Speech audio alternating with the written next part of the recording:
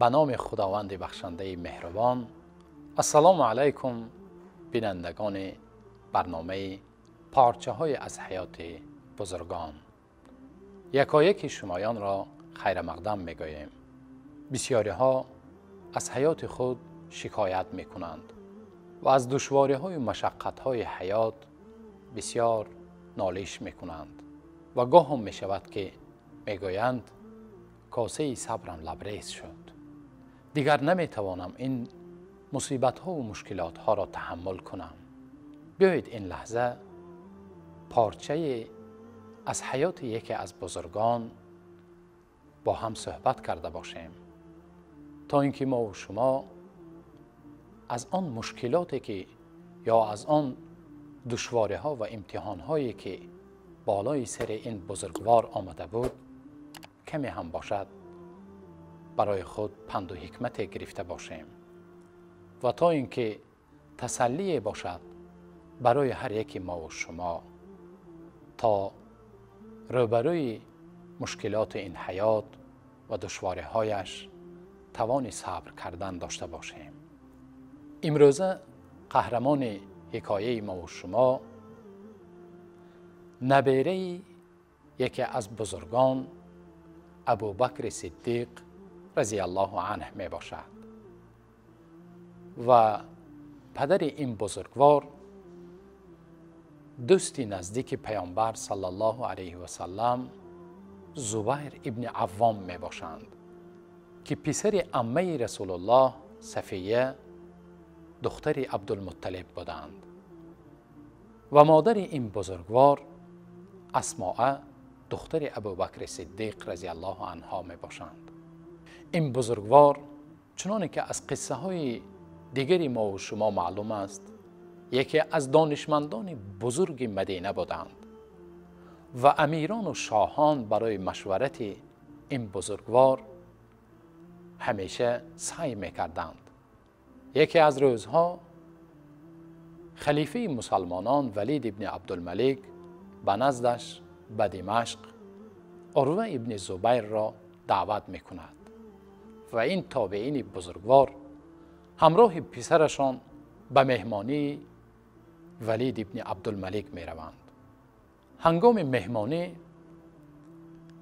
پسر عروه به اسبخانه ولید سیر و گشت می کردند که یکی از اسبها با پایش می زند و پسرشان در حال وفات می کنند و این خبر عروه را بسیار غمگین می کند.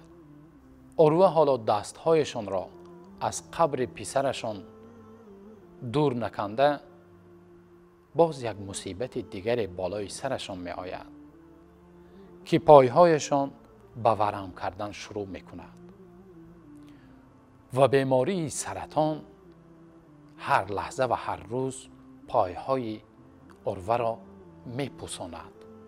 خلیفه ولید ابن عبدالملک تمام طبیبان حاذق را دعوت می کند و این مهمان عالی قدرش را تا اینکه معالجه کند و تا اینکه مصیبت بالای مصیبت نشود میگوید هر کاری از دستتان می آید باید شما کنید.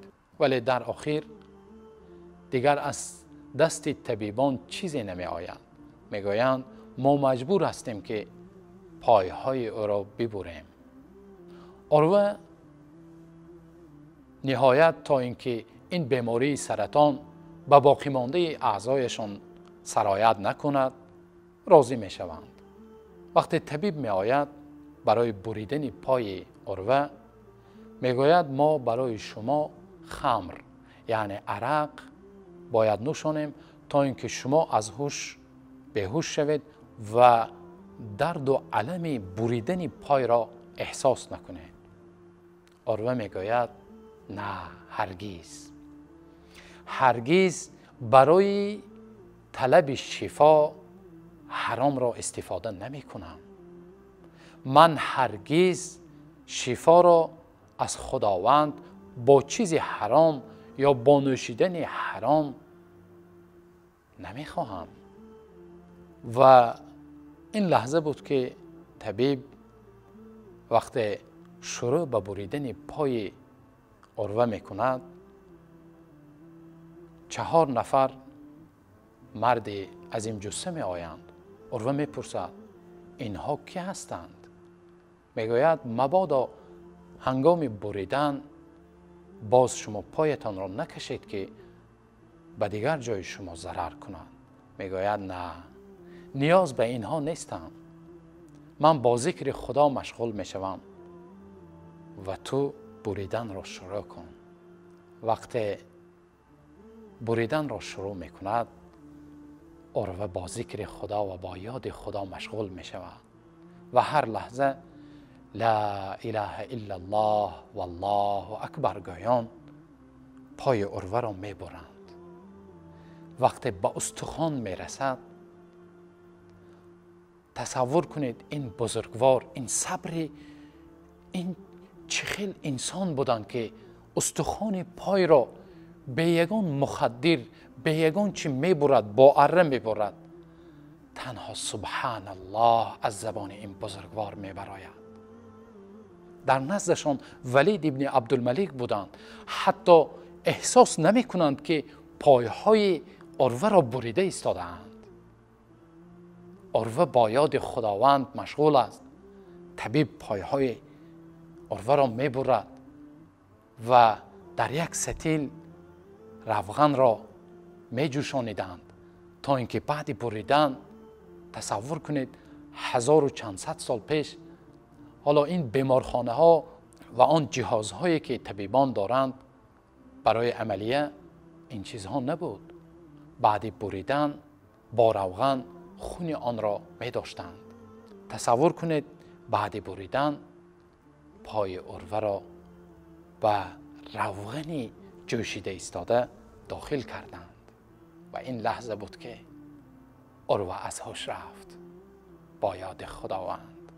و وقتا بوی پوست و خون سوخته میبراید، این لحظه ولید میفهمد که پای عروه را بریدند. ببینید چقدر یک مصیبت وزنین بالای سر این بزرگوار آمده بود. بعد وفات پسر پایشان را بریدند. وقتی به هوش می آیند میگویند پایم را به نزدم بیارید. همون پای بریده را، پایشان را میگیرند، میگویند قسم به نام خداوند بزرگ که تو مرا تنها شبانگه ها به سوی مسجد خداوند می برده و خداوند شاهد است که هرگز من با تو برای حرام قدم نزدم. گویان این مصیبت را قبول میکنند و پایشان را به خاک میسپارند.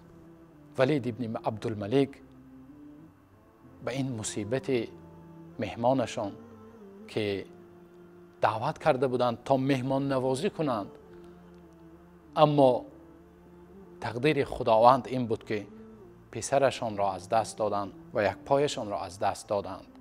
هر راه میکافت تا اینکه دل این بزرگوار را به دست آورد و تا اینکه لحظه تسلیت قلب این بزرگوار کند. تصور کنید از این دید مصیبت باز وزنین تر باشد. و همین لحظه ها بود که به نزد ولید ابن عبدالملک یک مرد نابینا آمده بود و ولید پرسید که سبب نابینا بودن تو چیست؟ آن مرد گفت ای امیر المؤمنین، چشم من بینا بود و در همان قبیله هم یکی از مردان ثروتمندترین بودم و فرزندان بسیار داشتم و در یک شب وقتی طوفان آمد تمام دارایی و تمام مال و ملک مرا برد و تمام فرزندانم را برد. در یک شب، در یک لحظه یکی از ثروتمندان یک قبیله بزرگ به یگان چاره و چیز ماند. وقتی سحر میخیزد بعد از طوفان، یک طفلی که در گهواره بود باقی میماند و یک اشتر. میگوید وقتی طفلم را گرفتم اشتر گریخت. از قفای طفل را مانده از قفای اشتر دویدم که این لحظه صدای کودک برآمد. وقتی به قفایم نگاه کردم کله کودک در دهان گرگ بود. سبحان الله. یعنی همون کودکی که همون طفلی که در گهواره باقی مانده بود همانم رفت. میگوید از قفای شتر دویده ایستاده بودم که شتر با پایهایش برایم زد که تمام سرم کفید و چشمانم نابینا شدند. در یک شبانه روز یک انسان ثروتمند بایترین همون قبیله به یگان خانه و در اینقدر فرزندان زیاد همه رفتند، حتی سرهایش کفیده و چشمانش کور گشتند. ولید میگوید این را در حال به نزد عروه برید تا اینکه از همان قصهش نقل کند و کمی باشد هم برای عروه تسلیت دلش باشد. سبحان الله. اینقدر انسانهای بزرگ بودند و با مردانگی روبروی مصیبت می شدند و همیشه به خداوند شکرگزار بودند. خداوند کند که ما و شما هم از انسانهایی باشیم که همیشه به تقدیر خداوند با دل گشاد و ایمان مستحکم روبرو شویم و خداوند همیشه در مشکلات و تلاطم حیات هر یک ما و شما را و دلهای ما و شما را خداوند استوار گرداند و ایمان ما و شما را کامل گرداند. خداوند یار و مددگارتان باشد تا نوارهای آینده.